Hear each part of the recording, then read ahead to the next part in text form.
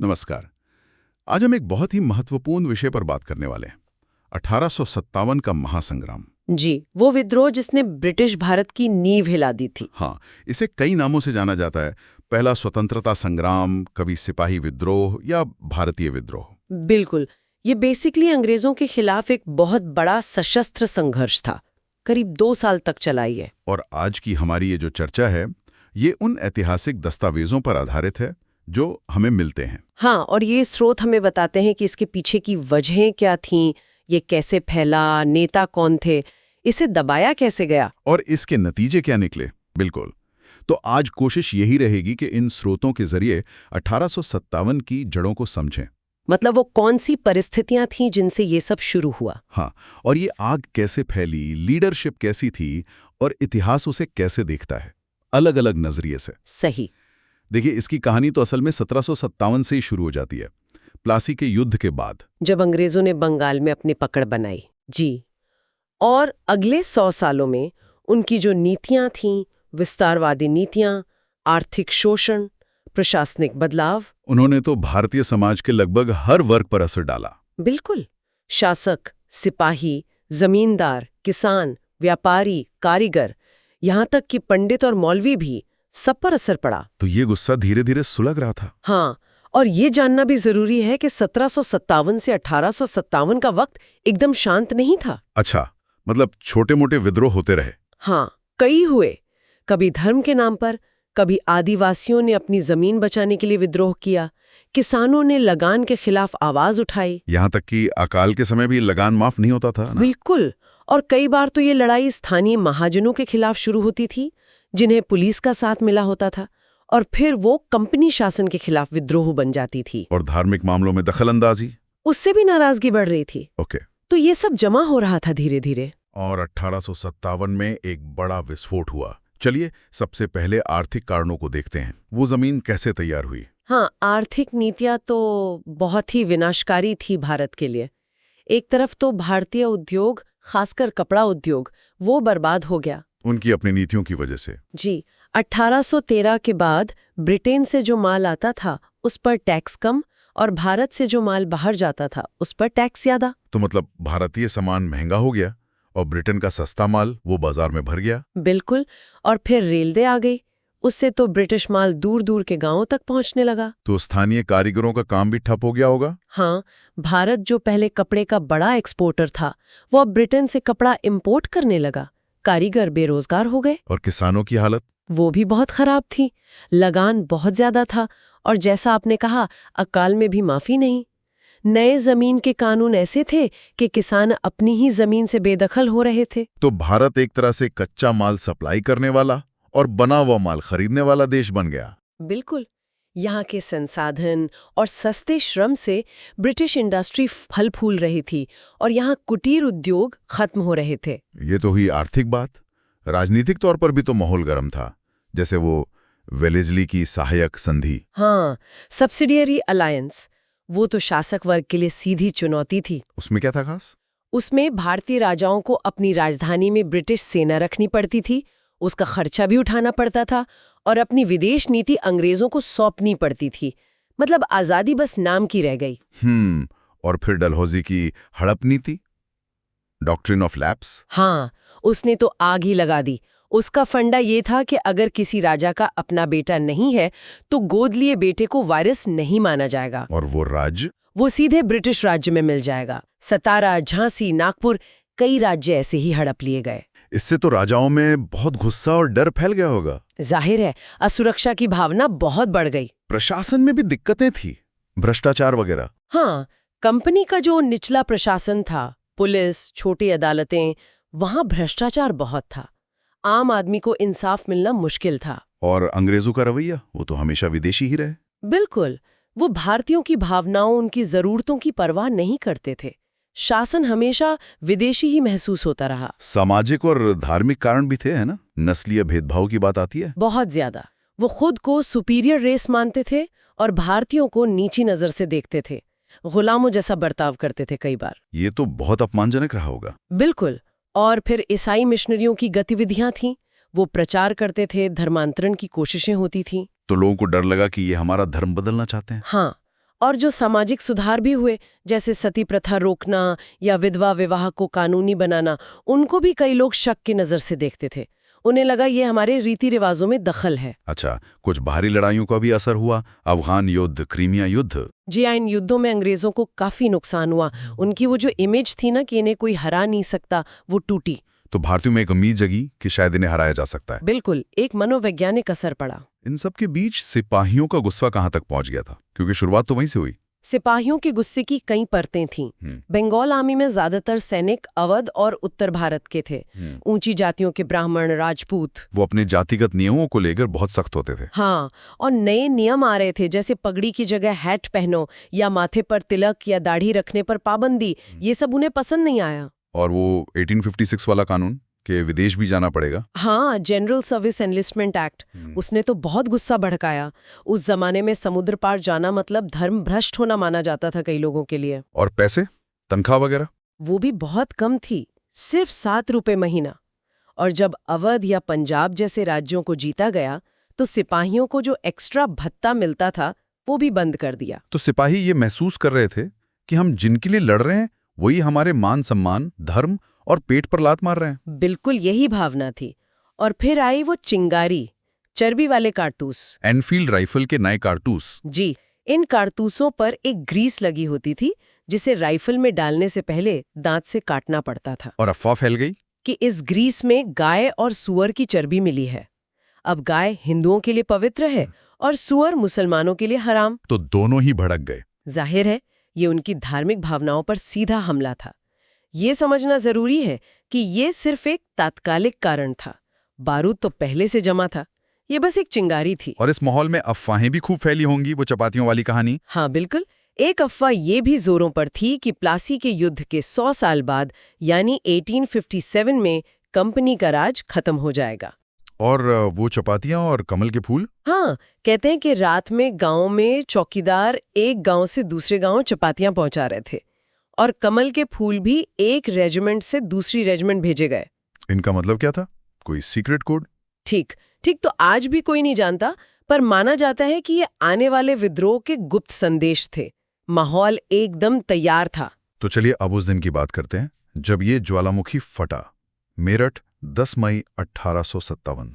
उससे ठीक पहले 29 मार्च को बैरकपुर में मंगल पांडे ने उन कारतूसों का विरोध किया था और एक अंग्रेज अफसर पर हमला कर दिया था। उन्होंने 8 अप्रैल को फांसी दे दी गई। हाँ, इस खबर से सिपाहियों में गुस्सा और बढ़ गया।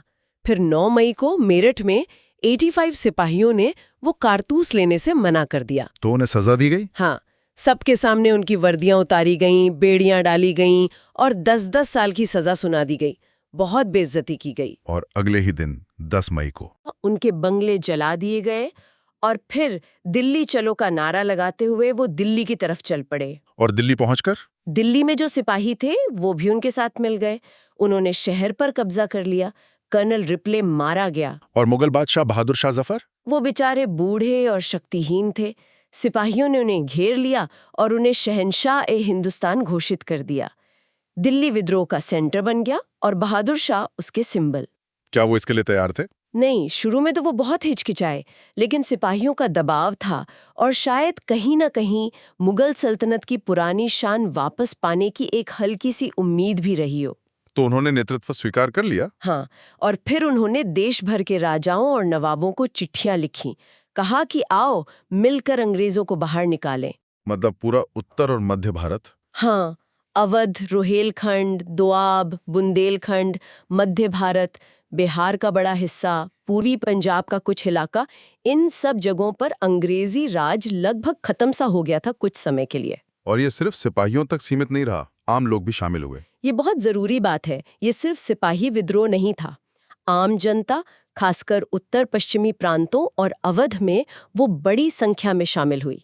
किसान, कारीगर, छोटे जमींदार। हाँ बिल्कुल, उनके लिए ये अंग्रेजों से और उन जमींदारों और महाजनों से बदला लेने का मौका था जिन्होंने उन्हें लूटा था, उनकी जमीनें छीनी थीं। तो उन्होंने क्या किया?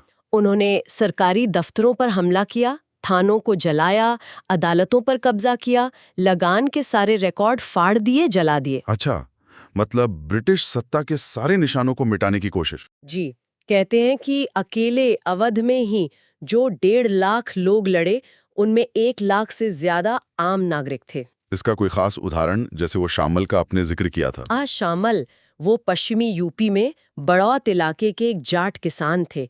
उन्होंने 84 गांवों के मुखियाओं और किसानों को इकट्ठा किया। और क्या किया उन्होंने? उन्होंने सरकारी इमारतों पर कब्जा किया, पुल तोड़ दिए, सड़कें रोक दी ताकि अंग्रेजी फौज ना आ सके। दिल्ली में जो विद्रोही थे उनको रसद पहुंचाई, मेरठ और दिल्ली के बीच कम्युनिकेशन काट दिया। अरे वाह, पूरा समानांतर शासन चला रहे थे वो तो। हाँ, उन्होंने अपना एक न्याय घर भी बनाया था जहां वो लोगों के आपसी झगड़े निपटाते थे। गजब का संगठन था उनका।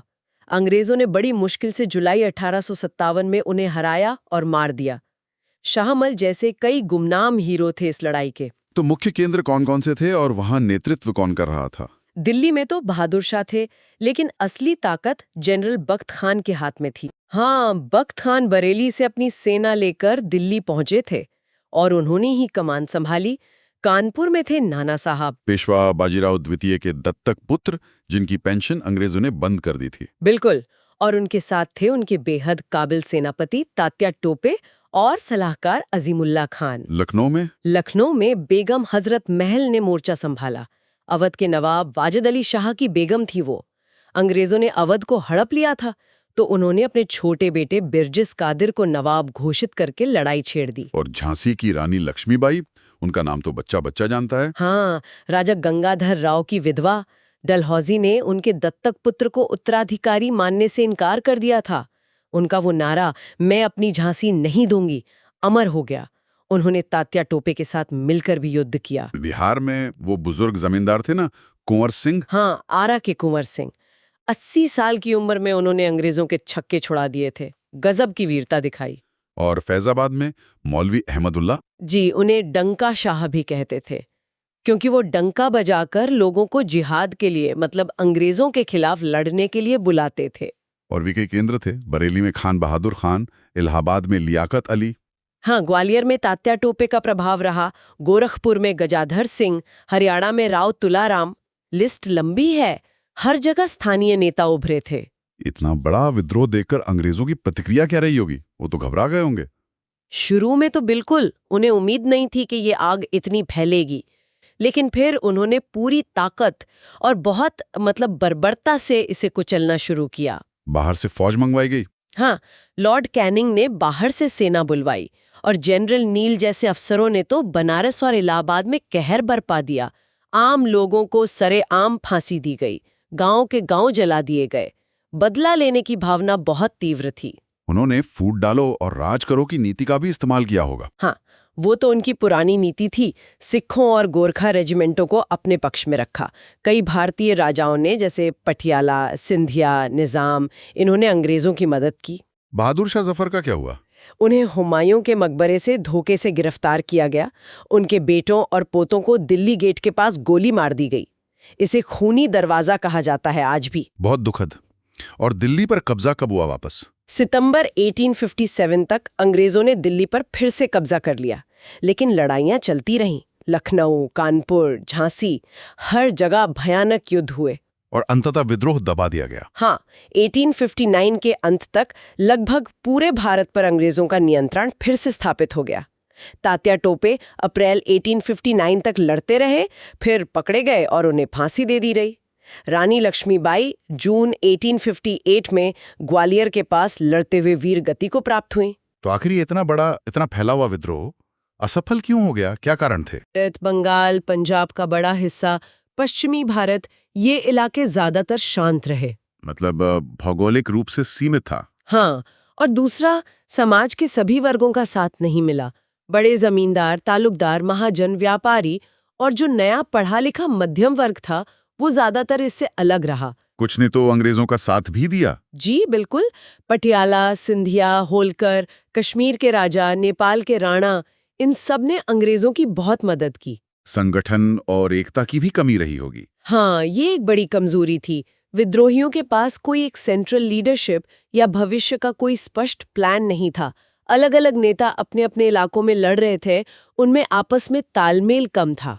मतलब एक राष्ट्रीय भावना जो बाद में विकसित हुई, वो उस समय इतनी मजबूत नहीं थी। सही कहा। और उनके उद्देश्य भी अलग अलग थे। कोई अपनी पेंशन के लिए लड़ रहा था, कोई अपना राज्य बचाने के लिए, कोई जमींदारी के लिए, तो कोई सिर्फ अंग्रेजी राज से नफरत के कारण। एक बात और कही जाती है कि विद्रोह समय से पहले शुरू हो गया। हाँ, कुछ इतिहासकार मानते हैं कि शायद 31 मई की तारीख तय की गई थी पूरे देश में एक साथ विद्रोह शुरू करने की, लेकिन मेरठ में ये 10 मई को ही भड़क गया। तो अंग्रेजों को मौका मिल गया अलग अलग जगहों पर से कुचलने का। जी, एक साथ होता तो शायद संभालना मुश्किल होता उनके लिए। और संसाधनों का अंतर, हथियार, कम्युनिकेशन। वो तो बहुत बड़ा फैक्टर था। अंग्रेजों के पास लेटेस्ट राइफलें थीं, तोपें थीं, उनके पास रेलवे थी, टेलीग्राफ था, जिससे वो अपनी सेना और संदेश तेजी से भेज सकते थे। और विद्रोहियों के पास? उनके पास ज्यादातर वही पुराने हथियार थे, तलवारें, भाले, कुछ पुरानी बंदूकें। कम्युनिकेशन का कोई जरिया नहीं था, पैसों की भी कमी थी। सेना भी अंग्रेजों की ज्यादा संगठित और प्रशिक्षित थी। हाँ, और उन्हें भारतीय रियासतों से भी सैनिक मदद मिल रही थी, तो मुकाबला बराबरी का नहीं था। अब एक बड़ा सवाल उठता है, इसे क्या कहा जाए? सिर्फ एक सिपाही विद्रोह या भारत का पहला स्वतंत्रता संग्राम? इस पर बहुत बहस है। हाँ, ये बहस बहुत पुरानी है और आज भी चलती है। कई ब्रिटिश इतिहासकार और कुछ भारतीय भी, जैसे आरसी मजूमदार, इसे मुख्य रूप से सिपाहियों का विद्रोह मानते हैं। उनका तर्क क्या है? उनका तर्क है कि ये पूरे देश में नहीं फैला, सभी वर्गों ने भाग नहीं लिया और इसमें राष्ट्रीयता की भावना कम थी, स्थानीय मुद्दे ज्यादा हावी थे। और दूसरी तरफ जो इसे स्वतंत्रता संग्राम मानते हैं? वीडी सावरकर ने अपनी किताब में इसे भारतीय स्वतंत्रता का प्रथम युद्ध कहा। जवाहरलाल नेहरू, एसएन सेन, बिपिन चंद्र जैसे कई लोग मानते हैं कि भले ही इसकी शुरुआत सिपाहियों ने की, लेकिन इसमें जिस तरह आम जनता शामिल हुई और जिस तरह हिंदू मुसलमान मिलकर लड़े, और उनका साझा मकसद अंग्रेजी राज को खत्म करना था। हाँ, ये सब इसे एक राष्ट्रीय चरित्र देता है। इसे सिर्फ सिपाही विद्रोह कहना, इसकी व्यापकता को नजरअंदाज करना होगा। एसएन सेन ने शायद कहा था कि ये धर्म की लड़ाई के तौर पर शुरू हुआ और आजादी की लड़ाई के तौर पर खत्म हुआ। जी, बिल्कुल। तो शायद सच्चाई इन दोनों एक्सट्रीम विचारों के बीच में कहीं है। मतलब ये सिर्फ सिपाही विद्रोह तो कतई नहीं था, आम लोगों की भागीदारी अभूतपूर्व थी। लेकिन शायद इसे आज के अर्थ में पूरी तरह राष्ट्रीय संग्राम कहना भी मुश्किल है, क्योंकि उस समय राष्ट्र की वो अवधारणा नहीं थी। तो इसे क्या कह सकते हैं? ब्रिटिश शासन को उखाड़ने का पहला बड़ा संगठित प्रयास? हाँ, ये कहना ज्यादा ठीक लगता है। प्रथम महान प्रयास या भारतीय स्वातंत्र्य संग्राम का प्रथम उद्घोष। इसने निश्चित रूप से साम्राज्यवाद विरोधी और राष्ट्रवादी भावनाओं को जगाया और भविष्य के आंदोलन की नींव रखी। आपने हिंदू मुस्लिम एकता की बात की, वो कितनी अहम थी इस विद्रोह में? वो इस विद्रोह का एक सबसे सकारात्मक और महत्वपूर्ण पहलू था। शायद ऐसा पहले कभी नहीं देखा गया था। कैसे? देखिए, बहादुर शाह जफर, एक मुसलमान बादशाह को सब ने अपना नेता माना। कानपुर में नाना साहब के साथ अजीमुल्ला खान थे, झांसी की रानी के तोपची मुसलमान थे, बरेली में हिंदू और मुसलमान मिलकर खान बहादुर खान के नेतृत्व में लड़े। योजना बनाने से लेकर लड़ने तक साथ साथ थे। बिल्कुल, और एक दूसरे की धार्मिक भावनाओं का बहुत सम्मान था। जैसे कई जगहों पर विद्रोहियों ने कब्जा करने के बाद गाय की कुर्बानी पर रोक लगा दी, हिंदुओं की भावनाओं का ख्याल रखते हुए। ये एकता देखकर तो अंग्रेज भी चौंक गए होंगे। हाँ, और इसीलिए बाद में उन्होंने फूट डालो और राज करो की नीति को और मजबूती से लागू किया, ताकि ऐसी एक दोबारा ना हो पाए। अब आते हैं इसके परिणामों पर। विद्रोह को कुचलने के बाद क्या बड़े बदलाव आए? सबसे बड़ा बदलाव तो यही हुआ कि भारत पर ईस्ट इंडिया कंपनी का राज खत्म हो गया और शासन सीधे ब्रिटिश सरकार के हाथ में चला गया। हाँ, 1858 में एक एक्ट पास हुआ जिसके तहत भारत का शासन सीधे ब्रिटिश क्राउन यानी महारानी विक्टोरिया के अधीन आ गया। लंदन में एक नया पद बनाया गया, भारत सचिव यानी secretary of state for India, जो ब्रिटिश कैबिनेट का मंत्री होता था, और उसकी मदद के लिए एक इंडिया काउंसिल बनी। भारत में गवर्नर जनरल का पद खत्म हो गया? नहीं, पद वही रहा, लेकिन उसका टाइटल बदलकर वाइसरॉय कर दिया गया, जो क्राउन का सीधा प्रतिनिधि होता था। लॉर्ड कैनिंग पहले वाइसरॉय बने। सेना में क्या बदलाव हुए? ये तो जरूरी रहा होगा उनके लिए। बहुत बड़े बदलाव हुए। पहला, सेना में ब्रिटिश सैनिकों का अनुपात बढ़ाया गया, खासकर तोपखाने जैसी महत्वपूर्ण शाखाओं पर पूरी तरह उनका कब्जा हो गया, ताकि भारतीय सिपाही फिर बगावत ना कर सकें। बिल्कुल। और दूसरा, सेना में भी फूट डालो और राज करो लागू किया गया, जाति, धर्म और इलाके के आधार पर अलग अलग रेजिमेंट बनाई गईं। Sikh regiment, Gorkha regiment, Rajput regiment, Madras regiment. ताकि उनमें आपस में एकता ना हो, सिर्फ अपनी रेजिमेंट से वफादारी रहे। जी, ये सोचा गया कि अगर एक रेजिमेंट बगावत करे तो दूसरी उसका साथ न दे, बल्कि उसे दबाने में मदद करे। और समाज में फूट डालो राज करो की नीति का क्या हुआ? उससे और धार दी गई। शुरू में अंग्रेजों को लगा कि विद्रोह मुसलमानों का षड्यंत्र था, तो उन्होंने मुसलमानों के साथ सख्ती बरती।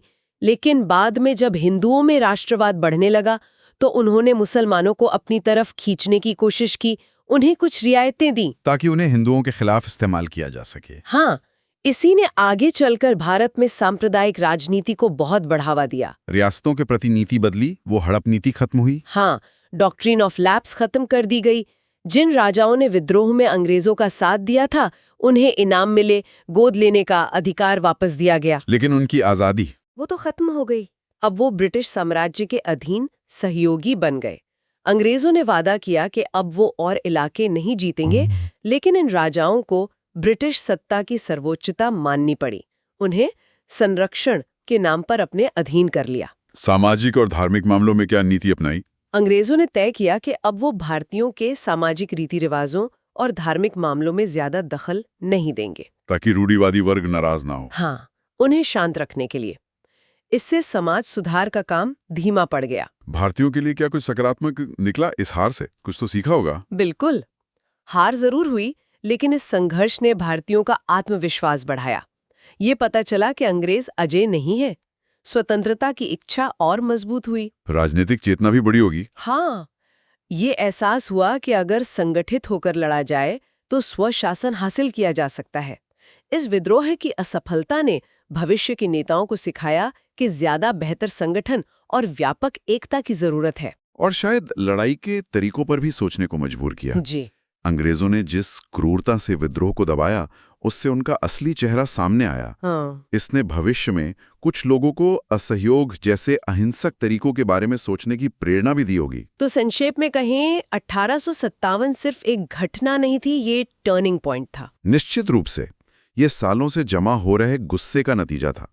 इसमें सिपाही, किसान, कारीगर, राजा, नवाब, आम लोग सब शामिल थे, किसी न किसी रूप में। भले उनकी वजहें अलग अलग थी। हाँ, और भले ही ये विद्रोह अपने तात्कालिक लक्ष्य में असफल रहा, लेकिन इसने भारत में ब्रिटिश राज का चरित्र बदल दिया। इसने हिंदू मुस्लिम एकता का एक बेमिसाल उदाहरण पेश किया। और सबसे बड़ी बात, इसने भारतीयों में राजनीतिक चेतना जगाई, उनके आत्मबल को बढ़ाया और आने वाले स्वतंत्रता संग्राम के लिए एक मजबूत नींव रखी। तो चलिए, आज की चर्चा को यहीं विराम देते हैं और जाते जाते एक सवाल श्रोताओं के सोचने के लिए छोड़ जाते हैं। जी, अंग्रेज 1857 को दबाने में कामयाब रहे, ये सच है। पर क्या इसी विद्रोह ने अनजाने में वो चिंगारी नहीं सुलगा दी, वो राष्ट्रीय चेतना पैदा नहीं कर दी, जिसने 90 साल बाद उन्हें भारत छोड़ने पर मजबूर किया? इस महासंग्राम की विरासत आज हमारे लिए क्या मायने रखती है?